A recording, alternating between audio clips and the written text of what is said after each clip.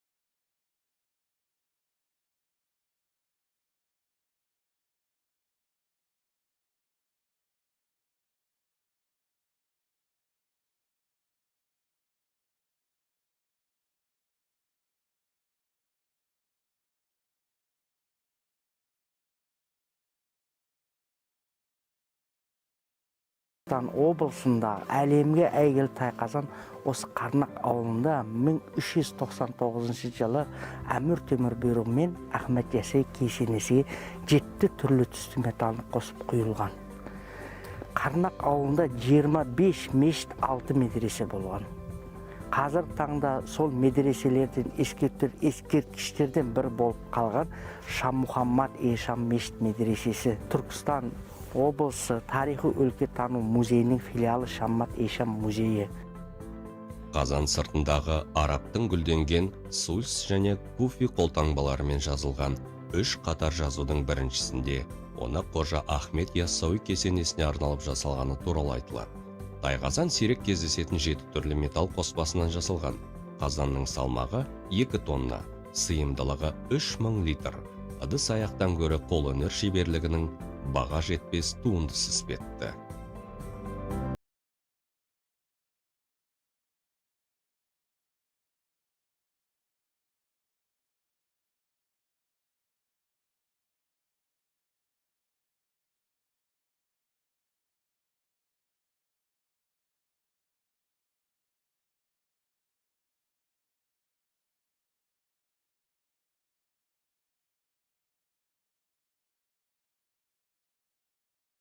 Бұтақтары арса-арса мына алып тұт ағашы 13 ғасырдың тірі куәсі екен. Негізі имам Бахли атамыз Курасан деген шаһардан шыққан 910 жылда. Ол кісі осы Средний Азияға білім беру мақсатында келген. Араб дініне тарқату мақсатында. Қай жерде дініне тарқатса, сол жерде өзінің шәкірттарын қойып кетеді екен. Айлан көріп, барлық жеріне келіп, осы Қарнақ ауылында ақыры осы жерде сабақ беріп, білім берген екен. Ол өте зиялы, қасиетті кісі болған екен. Сол шәкірттерімен келген кезінде осы жерде бұлақтың суын көрген, сол жерге өзінің таңып жүретін хассасын тыққан екен. Ол хасса мысалы алғанда 10 жыл ма, 20 жыл ма қолында жүрген ағаш. Сол мені тыққан ағашы 1300 жылдық межелі тұт деп атайды, тұт ағашы болып шыққан екен. Тұт ағашының тағы бір қасиеті, жыл сайын әртүрлі жағы көгеретін көрінеді. Мысалы, биыл солтүстік жағы бүр жарса, келер жылы оңтүстік немесе шығыс жақ беті жапырақ жаяды. Ағаштың бұл құпиясын жергілікті тұрғындар киелі сипатынан деп түсіндіреді. Жалпы бұл жерде екі тұт ағашы қатар өркен жайған екен. Қайсы бір жылдары біреуі абайсызда өртеніп кетіпті.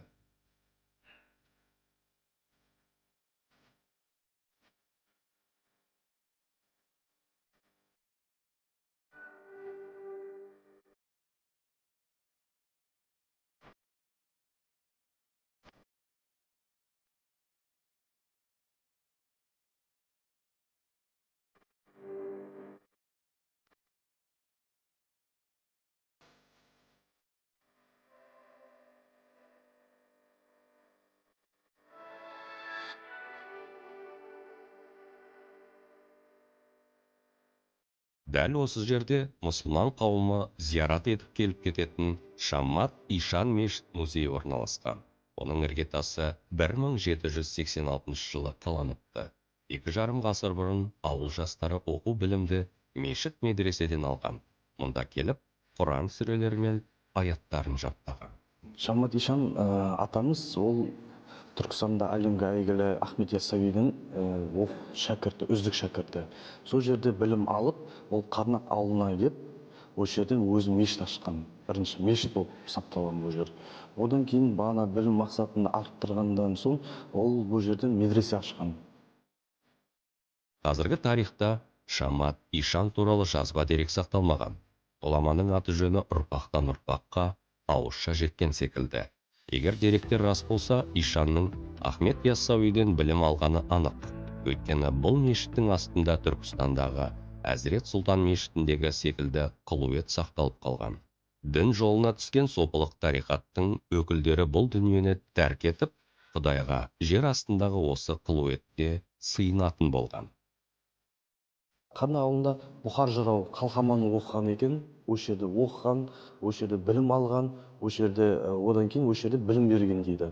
Оның да өткенде 2023 жылы осы жерде оның іргетасы ашылды. Бір бөлме соған деп аштық. Бұхар жырау қалқаманына деп. Ол да осы жердің несі болған екен, бағанағы үздік шәкірті болып осы жерде білім берген дейді. Деректерге сәйкес. Одан тасқары бізде қазір туризм дамып жатыр ғой. Ахмет Яссауи кесенесіне келген қонақтар бізде не бар? Қарнақ ауылы, Шаммат Ишанға келеді. Одан тасқары тұт ағашы бар. Ал Кентау болса, ең алдымен кеншілердің қаласы ретінде бой көтерді. Тап-тақыр далада алдымен Мәскеуден арнайы келген геологтар жұмыс істеді. Біртіндеп, айналада шахтерлердің кенттері пайда болды. Мұнда қорғасын мырыш, мыс, күміс және алтын кен өндіріліп, Ашсай полиметалл комбинатына және Шымкент қорғасын зауытына өңдеуге жіберіліп отырды. Жылдар өте келе 5 қабатты үйлер, түп түзу көшелер бой түседі. Қырғи қабақ соғыс тұсында Кеңес одағына өте көп мөлшерде қорғасын қажет болды.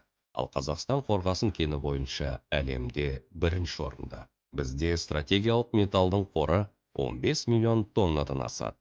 Кентаудағы екпінді еңбек қорғасын өндіруге бағытталды. 1978-1985 жылдары оңтүстік геологиялық орталық пен Қаныш Сәтпаев атындағы геология институттары Қаратау өңірінде арнайы зерттеу жүргізді. 7 жылдың ішінде геологтар Қаратаудан қорғасын ғана емес, алтын, мыс, кремний сияқты сирек кездесетін металл тапты. Бірақ оны игеру бүгін ертең тәуелсіз Қазақстан тұсында жүзеге асса керек. Кентаудың қала болып қалыптасуына кен орны себеп болса, сол ауыр жұмыстан қашпай, қала өнеркәсібінің дамуына айтулы үлес қосқан азаматтар аз емес. Ал мұнда сол жанкешті еңбекқор кеншілерге арналып ескерткіш орнатылған. Қазір қаланың орталығында тұрған бұл ескерткіште Кентаудың бүкіл тарихы тасқа қашалып жазылған. Еңбек ерлері мен олардың марапаттары, қаланың әр жылдардағы басшылары, олардың шаһар дамуына қосқан ерен ерліктері жан-жақты баяндалған.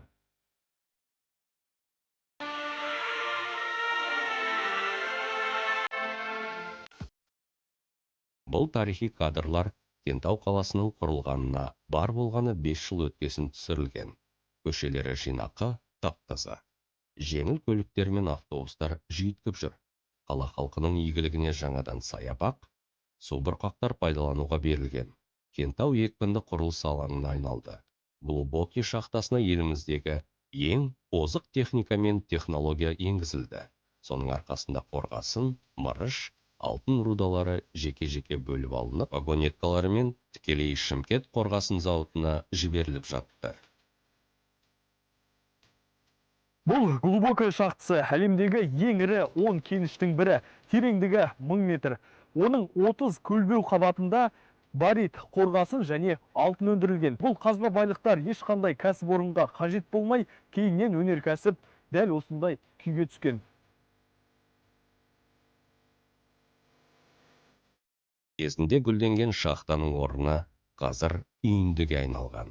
Атағы әлемге тараған деген тіркес бүгінде ертегі секілді.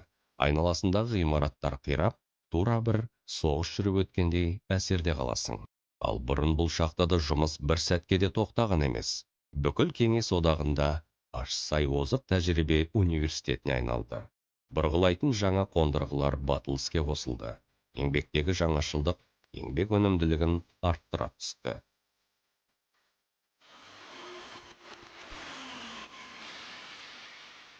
Глубокий шахтасының босап қалған мына ғимаратында қазір жаңадан құрал жабдық қойылып жатыр.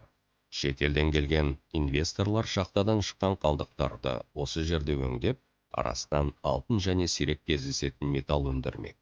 Өндіріс толық қуатына көшкенде мұнда 1200 жұмыс орны ашылады деп жоспарланған. Глубокий шахтасының өткен тарихына зер салсақ, әлемдегі ең терең 10 шахтаның қатарына енген екен. Шахтадағы жұмыс тәртібінің қалай жүзеге асқаны жайлы деректер Кентау қаласындағы музейде сақталған.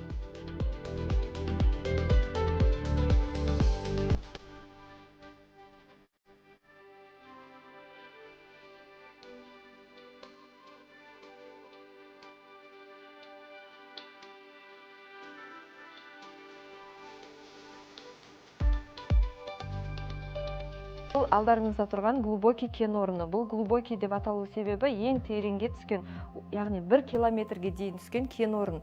Бұның 30 горизонтқа дейін түскен. Бұның әрқайсының ара қашықтығы 30 метрден. Бұның әр горизонтта мына жерде тегіс көрсетілген, бірақ бұның кен іші қай жерде кен бар, сол жерлерді кеулеп кете берген.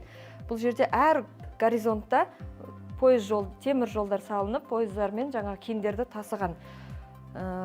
Кендерді салып, алып келіп, мына жерге вагонға әкеліп, лифтқа келіп тоқтайды. Лифттан автоматты түрде мына төгіп, одан кейін жоғарыға алып шығып отырған. Бұны қасындағы обогатительный фабрикаға шығарып, әр кендерді бөліп, қорғасынды бөлек, баритті бөлек бөліп, оны Түркістандағы темір жолға апарып, пойызға салып, Шымкент қаласындағы қорғасын заводына жеткізіп отырған.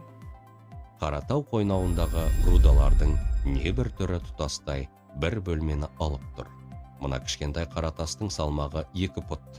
Бұл қорғасынның өңделмеген табиғи түрі. Ал мына құралды кезінде шахталарда ең соңғы рет қолданыпты.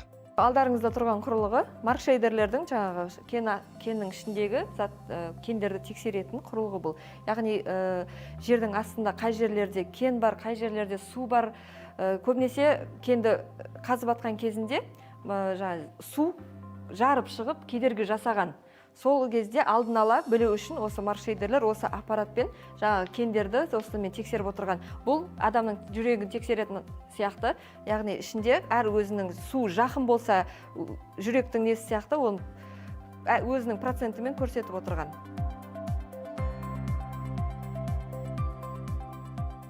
Кентау Қазақстандағы машина жасау, металл өңдеу және тау-кен өнеркәсіп орталығы. Ал қаладағы ірі кәсіпорындардың бірі, мұнда 1200 адам жұмыс істейді. Аталмыш зауыт қаланың әлеуметтік және индустриялық дамуына айтарлықтай үлес қосып отыр. Ендеше зауыттың тыныс-тіршілігін бірге көрейік.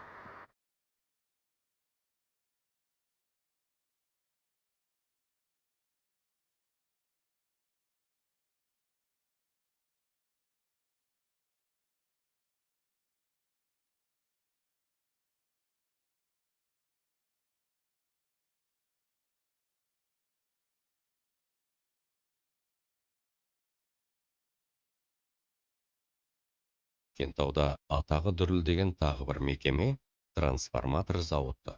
Кәсіпорын 1959 жылы құрылып, алғашқы тарихи өнімін 1960 жылдың тамыз айында шығарған. Мына трансформатор ең алғаш зауыттан шыққан өнім. Бүгінде оны жәдігер ретінде кәсіпорынның ауласына орнатып қойыпты. Зауыттың гүлденген шағында мұнда Қазақ КСР Компартиясының бірінші хатшысы Дінмұхамед Қонаев арнайы келіп, жасалып жатқан құралдарды қолмен ұстап, көзбен көрді. Ол уақытта партия қызметкерлері анау-мынау кәсіпорынға ат ізін де салмайтын.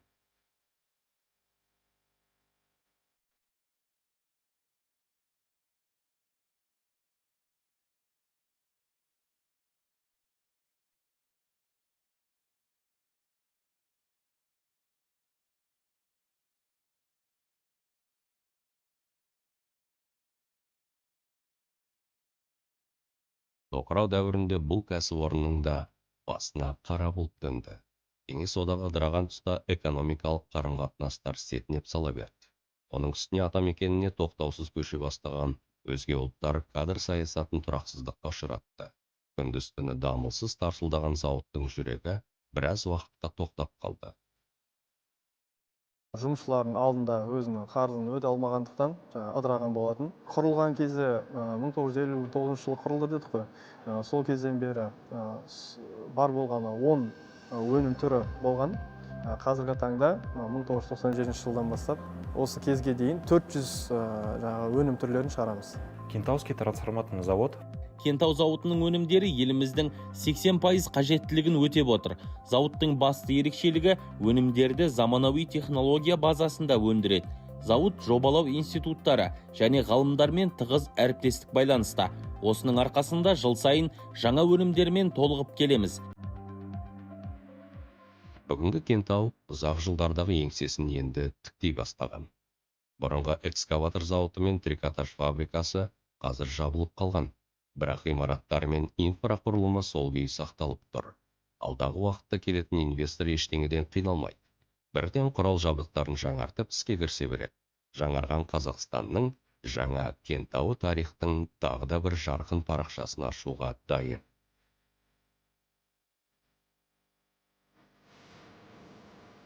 Тарих демекші, қаладан 6 шақырым жерде орналасқан Хан тағы ескерткішін көзбен көруді бұйырыпты. Сарқыраған тау өзенін кешіп өтіп, атақты тауға да келіп жеттік.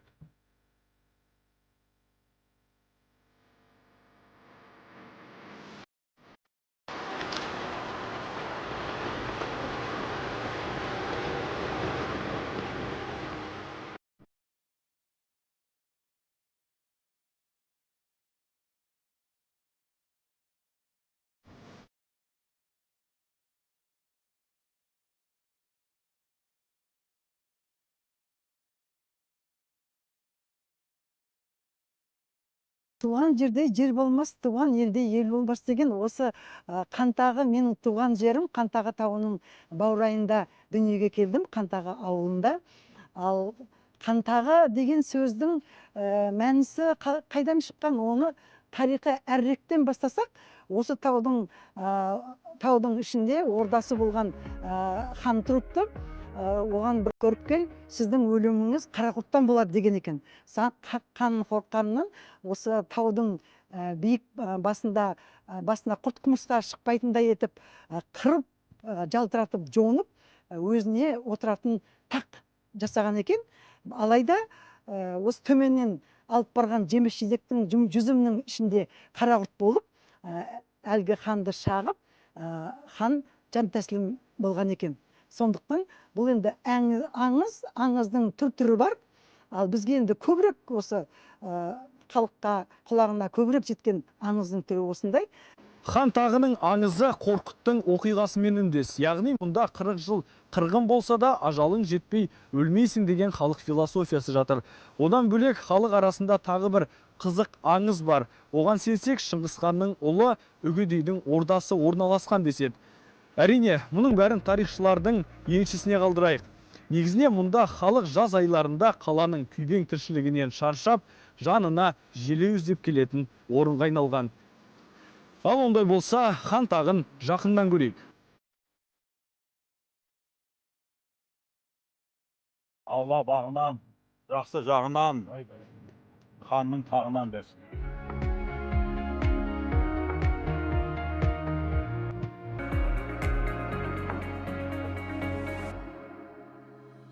Әрине, аңыздың аты аңыз. Бірақ қайдан келетіні белгісіз. Жылда дәл осы күні сақалы кеудесіне түскен абыз осы таутасты күн ұзақ шарлап, жартастармен сырласып, шер тарқататын көрінеді. Тіпті қылғобыздың тілімен көңіренте күй тартатын да бар екен.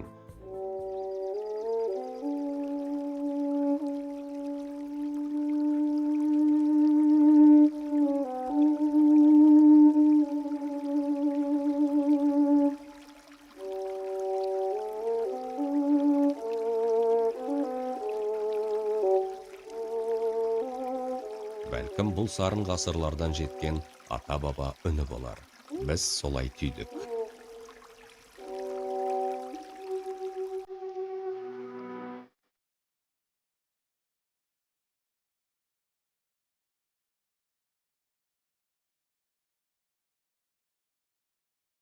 Кентау қаласына қарасты Қаратау мемлекеттік табиғи қорығының флорасы мен фаунасы да өзгеше. Бұл қорықтың құрылғанына 20 жыл ғана болған. Аумағы 34.300 гектар. Қаратау туристік кешені дәл осы хандағы шатқалында орналасқан. Қорық құрылған сәттен бастап экотуризм дамып келеді. Көктемде жайқалған сиягүл, еңлік гүл, қызғалдақ көз жауын алады. Одан басқа Қаратау жусаны, тікенекті шөп, бұталар, кемпір шөп, сетен, көбен құйрық, регел тарбақайы, Қаратау марал тамыры, Қаратау жыланбасы, Қаратау кекіресі, Қаратау қауы, Қаратау томаға шөбі, грейк қызғалдағы секілді эндемик өседі. Өзен жағалауын бойлай созылған тоғайларда Түркістан доланасы, тұт, сибир салмасы, Семенов үйеңкісі кездеседі. Қорықта өсетін 1600 өсімдік түрінің 62-сі эндемик, 52-сі Қазақстанның қызыл кітабіне енгізілген. Бұл Сақалтай деген құс. Қаратау бөктерінде ұя басып, балапанды осы жерден ұшырады. Қорықта қанаттылардың 118 түрі бар. Ителгі бүркіт, жұртшы, бақалтақ қыран, жыланшы мен сақалтай, кекілік, бөдене, қызыл кітапқа енсе, қосмекенділерден сарбауыр, қарашы бар жылан мекендейді. Қосмекенділерден барлық жерде жасыл құрбақа басым, көлбақа сирек кездеседі. Сонымен қатар қызыл кітапқа енген сүт қоректілердің 3 түрі Қаратау арқары, үнді жайрасы және тас сусары осында қорғалады. Район Кентау у нас прежде всего находится Каратауский заповедник. Кентау маңында Қаратау мемлекеттік табиғи қорығы орналасқан. Ол жерде негізінен Қаратау арқары мекендейді. Қаратау арқары дегеніміз қойдың өзгеше түрі. Әлемнің ешбір жерінде дәл сондай арқар тұқымы жоқ. Ол Қаратаудың эндемигі. Біздің мақтанышымыз және біз оның сақталып қалуына жауаптымыз. 1970 жылдары санақ жүргізгенде Қаратау арқарының шамамен 100 басы ғана қалған еді. Мемлекеттік табиғи қорық құрылғанша ешқандай өзгеріс болған жоқ. Қорық құрылғаннан бастап арқардың саны көбейе бастады. 19 ғасырдың соңында Қаратаудағы қар барысы, қоңыр аю, елік сияқты ірі аңдар түгел жойылып біткен. Тек арқардың популяциясы ғана сақталған екен. Ал 20 ғасырдың соңында арқардың саны 150-ге азайып, Қаратау табиғи қорығын құрған уақытта бар болғаны 38 ғана бас қалған. Соңғы 20 жылда қорғауға алынғасын, арқардың саны 1000-нан асыпты. Қазір Қаратаудың күнгей және теріскей бетінде тобымен жүрген кербез аңды жиі ұшыратуға болады. Қаратау тек эндемик пен сирек кездесетін аңдарға ғана бай емес.